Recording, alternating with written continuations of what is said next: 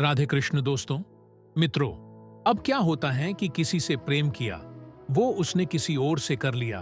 अब बदला लेने की भावना हो रही, अंदर से जल रहा हूं और एक ऐसा स्थिति आ गई है कि बाहर बिल्कुल गलत मार्ग है।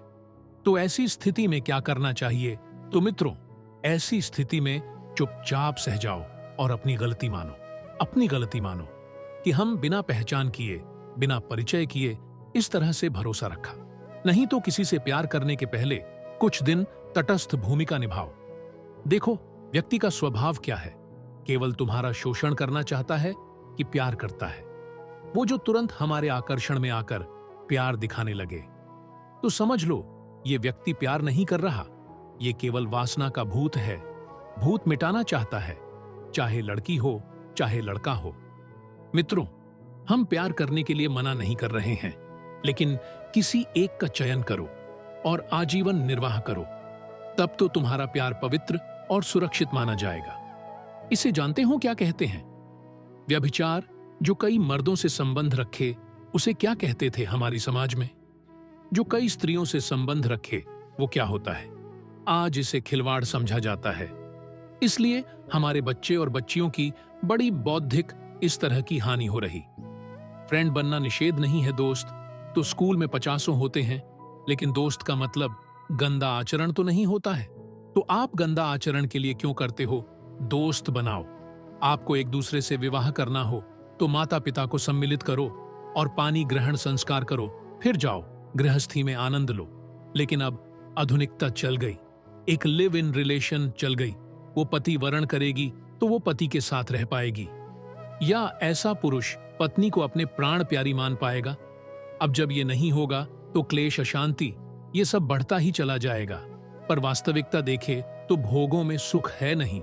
अब नए नए बच्चे जब भोगों में उतरते हैं तो सुख अनुभूति होती नहीं है।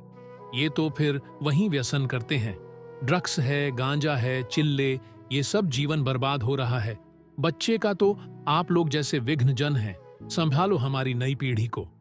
मर्जी, ये भी बहुत बड़ा कारण हो जाता है कि फिर आत्म शरीर को नष्ट कर देते हैं। अब नई अवस्था है, अब उसके जो हृदय में जो बितती है, क्योंकि उसने आसक्ति कर लिया ना। आसक्ति का मतलब था कर लिया, अब वापस होना मुश्किल है। जैसे दलदल में फंस गया, निकलना मुश्किल है।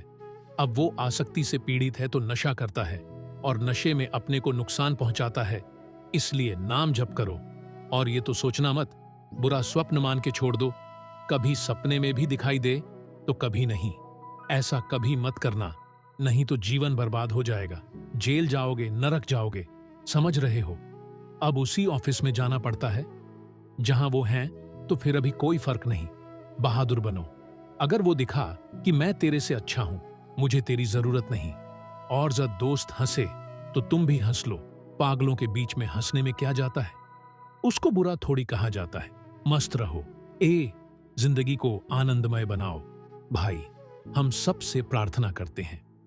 हर परिस्थिति की कष्ट है, परिस्थिति में मत डूबो। परिस्थिति को काट के आगे बढ़ो। तो तुम्हें धोखा दिया है, हमारा भगवान देखेगा, उसे कहीं कहीं ऐसा जोड़ लिखा होगा जो तुम्हें सुख देने वाला हो। यह आती तो दुख देती है, ये प्रारब्ध होते हैं। इसलिए भगवान पर भरोसा रखो और नाम जप करो। कभी जेल में जाके देखो, वो अपना जीवन बर्बाद और माता पिता परिवार को दुख, और इसके बाद वो जेल भोग करके फिर नरक जाना होता है। अगर भविष्य में अच्छा कोई मिल गया है तो तुम सुखी रहो, आनंदित रहो उसके साथ। भगवान तुम्हारा मंगल करे। हमें तो भगवान के साथ ऐसे चलना है जैसे तुमने उसे प्यार किया।